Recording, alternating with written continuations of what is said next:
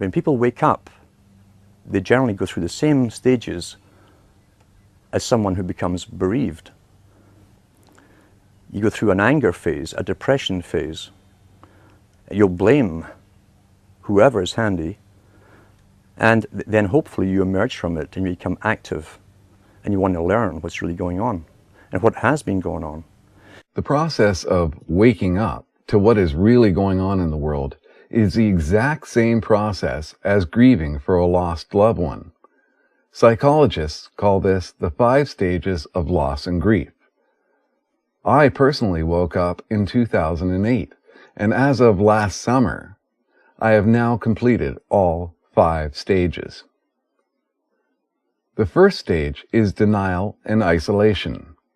In terms of waking up, this is where you say, "No, that can't be true. I was taught in school that it happened this way," or "That can't be true. My parents told me blah, blah, blah."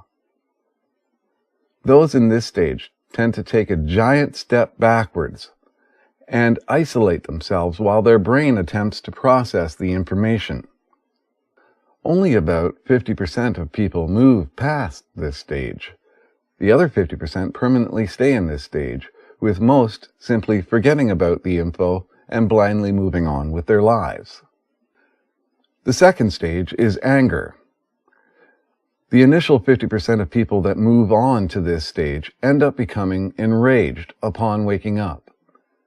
They become rebels and begin lashing out at anyone and everyone who they perceive as their enemies, such as police officers, judges, or other so-called authority figures, and even those like myself who have completed all 5 stages and are merely attempting to help them.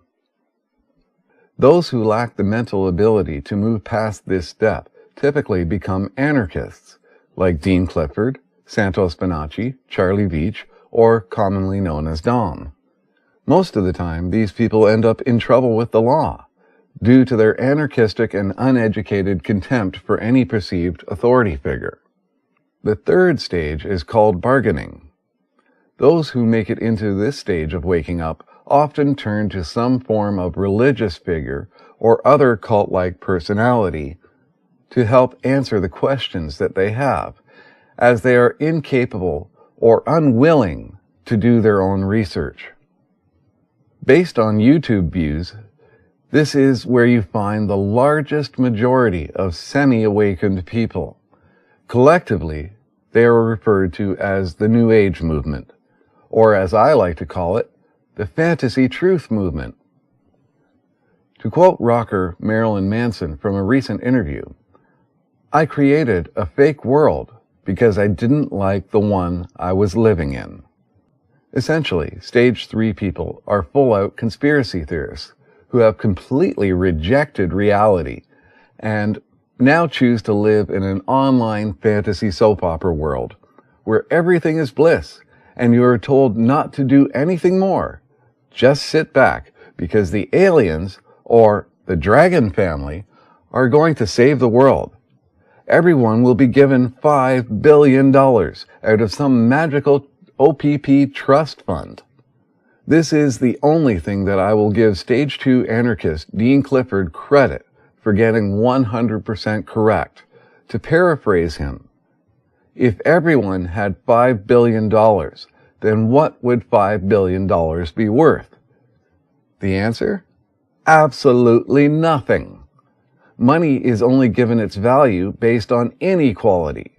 If everyone was financially equal, there would be no value in money. People in general are sheep. They are followers, and as such, followers require leaders. Leaders such as Kate of Gaia, Santo Spinaci, Kevin Annett, Ben Fulford, Project Camelot, David Wilcock, or even the ultimate phony sovereign leader himself, Winston Shrout.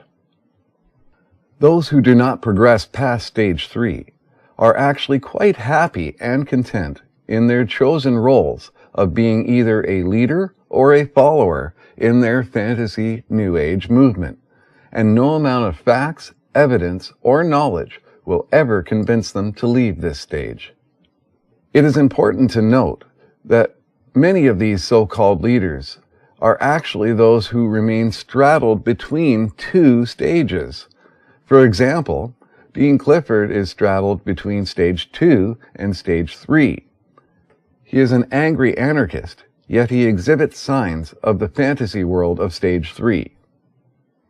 On the other hand, Kate of Gaia exhibits signs of the fantasy world of stage 3, yet he has clearly done some of the research required for stage 4. However, he is stuck somewhere between 3 and 4. David Icke is another one who is stuck somewhere between stage 3 and 4. He has a well-educated view of reality, yet at the same time, he still lives in a fantasy world where he believes the moon is actually an unnatural Star Wars-type Death Star where the aliens observe us from. The fourth stage is called depression.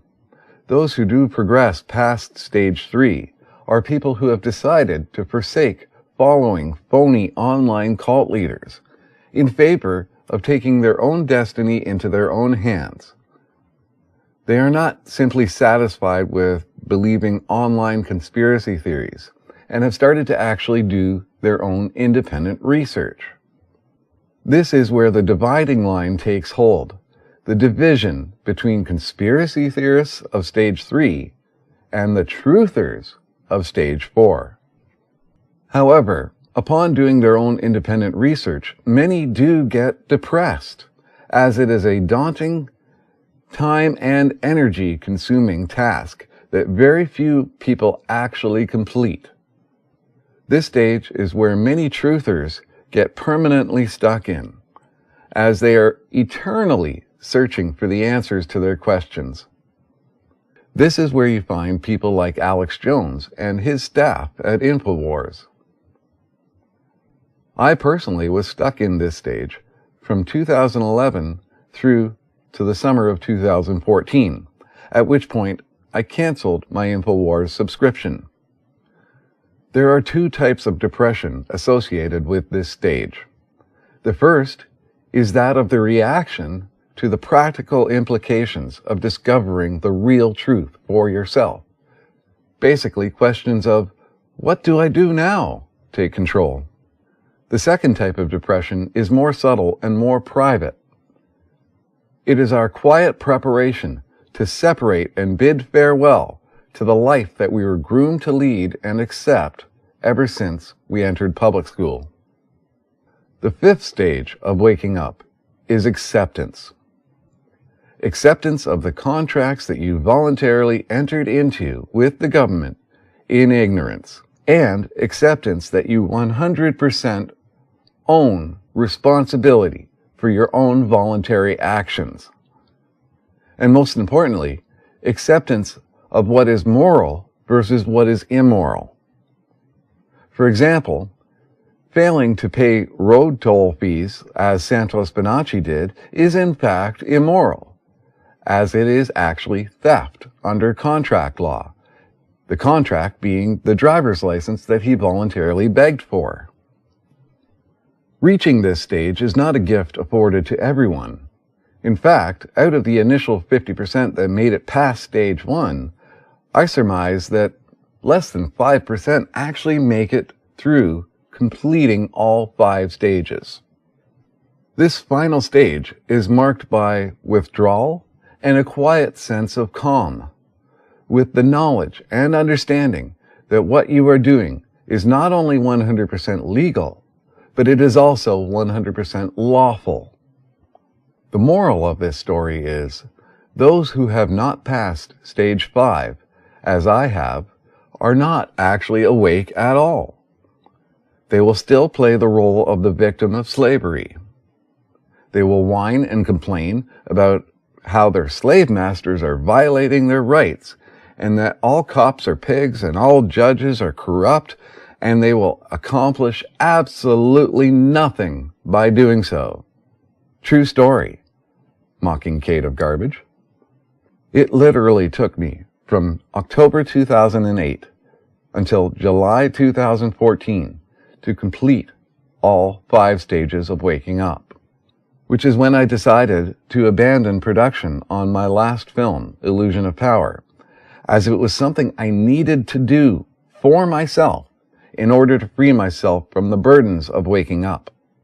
Now I know in my own heart that I am no man's slave, and unlike most people, I do not fear the Matrix, aka the legal system, as I completely understand it, and much like Neo in the Matrix, I can voluntarily choose to enter the Matrix or choose to exit it at will.